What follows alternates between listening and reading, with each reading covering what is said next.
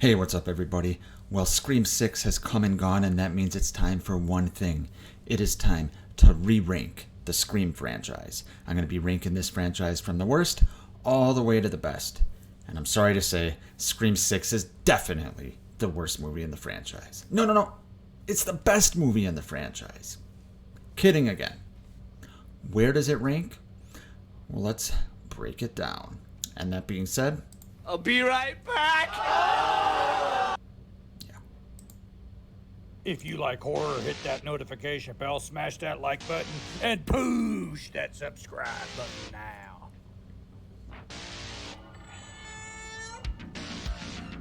What's the boogeyman?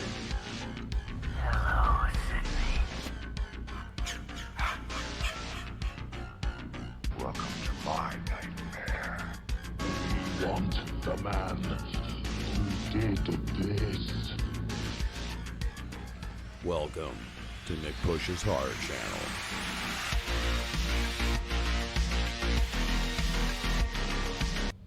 So before I get into my ranking, I want to hear your guys' ranking. So comment below. Tell me your ranking of the Scream franchise. If you don't want to list them all out, just tell me where Scream 6 falls in your ranking so far. Anytime we get 6 movies, there's going to be a vast variety of opinions. So I'm always curious where people rank things, especially when there's a new movie like this. So let's get right into this, guys. I'm not going to waste too much time here. It'll be kind of a quick ranking video. I just kind of want to get my thoughts out there. But starting with number 6, the worst movie in the franchise, in my opinion. Remember, these are all my opinions. This isn't, gospel or anything like that. But the worst movie in the franchise, by a landslide for me, is Scream 3 from the year 2000, I believe. Look, this is not a bad movie at all. You've heard people say this before. If this is the worst movie in your franchise, you are doing something right. But there's a lot of things in this movie that just did not work for me. And mainly, the Hollywood setting, the Maureen Prescott backstory. I know this movie has its fans, but for me, some of this stuff just didn't work. And I know Kevin Williamson didn't write it, and there was a lot of things behind the scenes with Columbine and things like that. But what I always say about this franchise is there is a fine line between meta and spoofy. And it usually toes the line just right, but I think Scream 3 goes on the other side of that line, and it just feels spoofy to me. It feels like they're trying to make a spoof of the Scream franchise. It does a lot of good things. There's some cool stuff. Not a huge fan of the Roman reveal at the end. That doesn't help this. If they had a great killer reveal or something like that, it might change my opinion a little bit. But overall, I think this is the weakest entry in the franchise by far. Number 5, and for now on, this is not the second worst. This is the 5th best, because every other movie in this franchise I really, really enjoy to varying degrees. That being said, Scream 6, for me, is the 5th best in the franchise. Now, this has a vast potential to move up higher in the rankings. I've only seen it once. That was about maybe, 40 hours ago or something like that. So I need to let some things digest. I need to rewatch it again. But for now, this movie is my 5th favorite in the franchise. If you want to hear my thoughts on it, I have a review up that I posted yesterday. So I'm not going to go too much into this right now. But yeah, I did enjoy this movie. Even though it's 5th in this ranking, I enjoyed it. The theater experience was great. I was having a great time with this movie. But there's just a few different plot holes, a few different items. Which if you want the specifics, if you go into my review, you can watch, the negatives I have. But the negatives and positives about evened out for me. There was a lot of good things in this movie.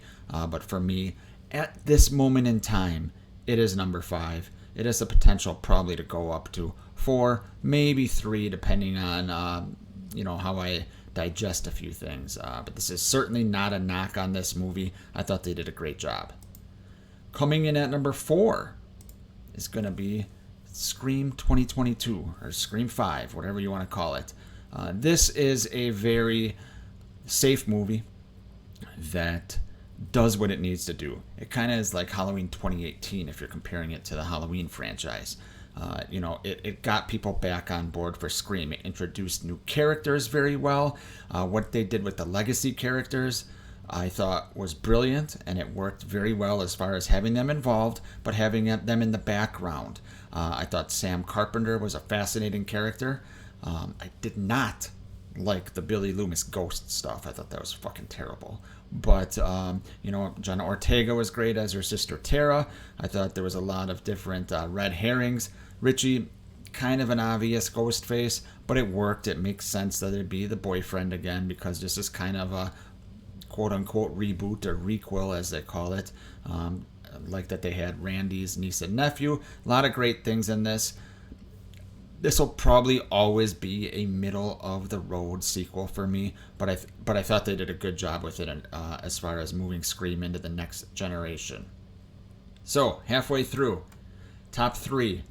My number 3 is going to be Scream 4 from 2011.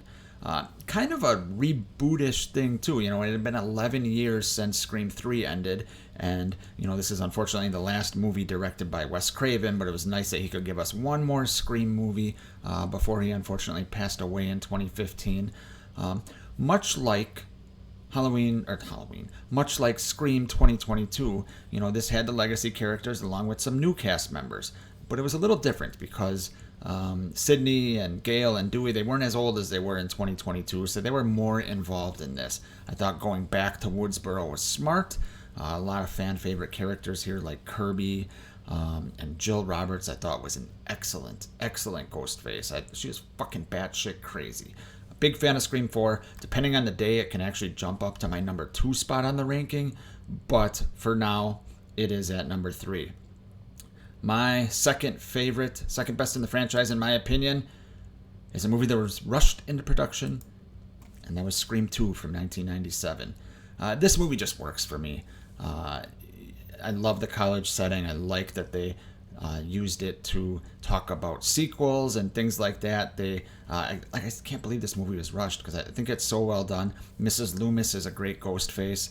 Mickey, I love the actor, but I thought he might have been a little wasted, or it was a little too obvious that he didn't show up right away. There's a lot of great tense sequences in this movie, specifically Gail and Dewey in the soundproof film part of the college.